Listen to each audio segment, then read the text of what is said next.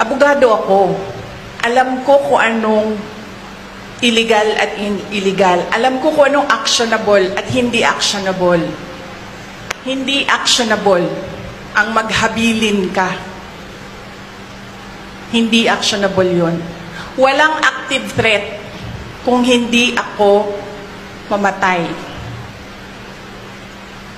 Walang mali doon. Walang illegal doon. Sinabi nila kahapon kung sino bang nandoon sa inyo sa interview, press briefing namin. Sabi nila, pinalaki at pinalakas yung security ng First Family, ng President, dahil may threat. So ako, napaisip ako, nilalakasan niyo yung security niya? Ibig sabihin ba nun, papatayin na ako? Why for?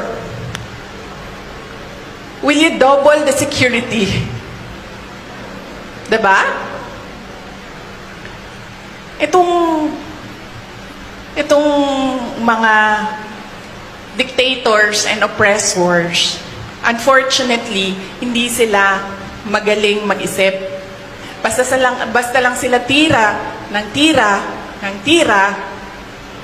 pero hindi nila iniisip na lahat ng sinasabi nila, it doesn't make sense, especially kapag nagsisinungaling ka, mahuhuli at mahuhuli ka sa pagsisinungaling mo. Kaya nung nakita ko yung NBI, subpoena, nagpatanong kagad ako sa Negros, kasi it's not the first time na ginawa nila yon sa isang Pilipino. Sabi ko, anong nangyari sa Negros? Sinabi sa akin kung anong nangyari sa Negros. And sabi ko sa mga lawyers ko, yan ang gusto nilang gawin.